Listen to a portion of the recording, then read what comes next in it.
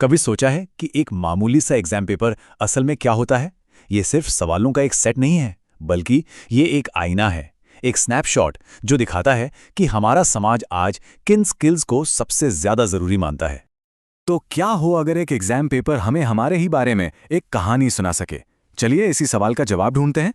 देखते हैं कि ये मामूली सा दिखने वाला कागज का टुकड़ा अपने अंदर क्या क्या राज छिपाए बैठा है। तो चलिए शुरू करते हैं। हम एक स्टैंडर्ड अंग्रेजी के पेपर को एक तरह से डीकोड करने वाले हैं।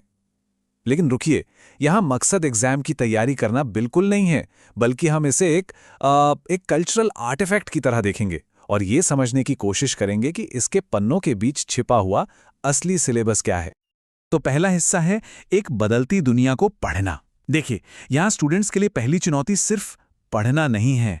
नहीं, चुनौती है आज के कॉम्प्लेक्स और जरूरी मुद्दों के बारे में पढ़ना और उन्हें समझना। और पेपर की शुरुआत ही एक बहुत दिलचस्प कंपैरिजन से होती है। एक तरफ है डिजिटल रीडिंग, यानी स्क्रीन पर पढ़ना, जो अक्सर सतही होता है, और दूसरी तरफ है प्रिंटेड टेक्स्ट, यानी किताबों से पढ़ना, जो गहरी समझ पैदा करता है। तो एग्जाम शुरू होते ही स्टूडेंट्स को आज की दुनिया के एक बहुत बड़े तनाव के बीच खड़ा कर देता है। तो सवाल उठता है कि ये कंपैरिजन क्यों? और इसका जवाब इस लाइन में छिपा है। ये पैसेज कहता है कि हम फेक न्यूज़ के दौर में जी रहे हैं और सच और झूठ में फर्क करने की स्किल सिर्फ क्रिटिकल रीडिंग से ही आ सकती है। मतलब साफ है, ये पेपर कह रहा है कि गहरी सोच समझकर की गई पढ़ाई ही मिस इन्फॉर्मेशन का इलाज है।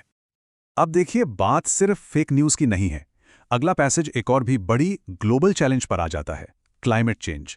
और स्टूडेंट्स के सामने ये आंकड़ा रखा जाता है, 80 करोड़। ये वो लोग हैं जिन पर समुद्र का जल स्तर बढ़ने से बाढ़ का खतरा मंडरा रहा है। ये सिर्फ एक नंबर नहीं, ये एक हकीकत है।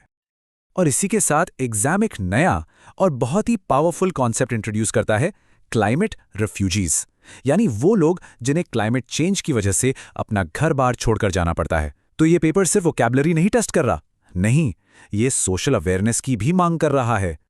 तो अब तक हमने बड़े बड़े मुद्दों की बात की। अब आते हैं अगले हिस्से पर, क्योंकि बड़े आइडियाज का होना ही काफी नहीं है, उन्हें सही ढंग से एक्सप्रेस करना भी तो जरूरी है ना? और यहीं पर आता है पार्ट 2, भाषा के मैकेनिक्स, यानी ग्रामर के नियम।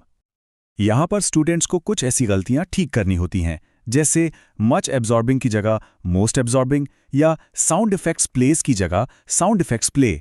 ये छोटी छोटी चीजें लगती हैं, पर ये दिखाती हैं कि इफेक्टिव कम्युनिकेशन सिर्फ बड़े विचारों के बारे में नहीं है, बल्कि प्रिसिजन यानी सटीकता के बारे में भी है। और दिलचस्प बात यह है कि ये सेक्शन सिर्फ ग्रामर तक ही सीमित नहीं है। यहाँ टाइम मैनेजमेंट के सिद्धांतों पर भी सवाल हैं, जैसे कामों को प्रायोरिटाइज करना, प्लान बनाना, प्रॉब्लम्स का अंदाजा लगाना। तो ये एग्जाम सिर्फ भाषा नहीं, बल्कि लॉजिकल थिंकिंग और प्लानिंग स्किल्स को भी परख रहा है। ठीक है, तो अब तक हमने इंफॉर्मेशन और रूल्स की बात की। अब चलते हैं तीसरे और आखिरी हिस्से की तरफ, लिटरेचर। यहां फोकस पूरी तरह से शिफ्ट हो जाता है।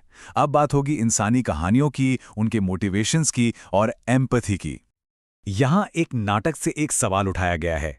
एक कैरेक्टर नतालिया माफी मांगते हुए कहती है, हमें माफ कर दो इवान, हम गलत थे। सवाल बहुत सीधा लगता है ना?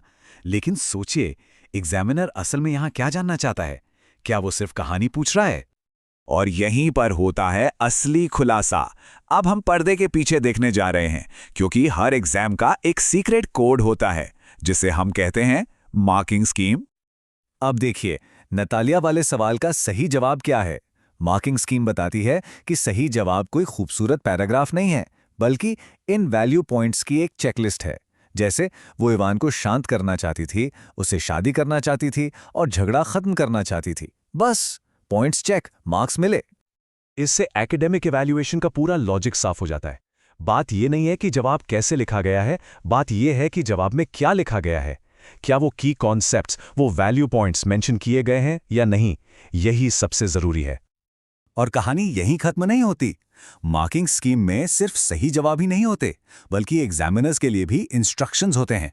और इसमें उन आम गलतियों का भी जिक्र होता है जो चेकिंग में हो सकती हैं, जैसे टोटल में गलती या कोई जवाब चेक करना भूल जाना। ये दिखाता है कि ग्रेडिंग का पूरा प्रोसेस कितना ह्यूमन और लॉजिस्टिकल चैलेंजेस से भरा हुआ है।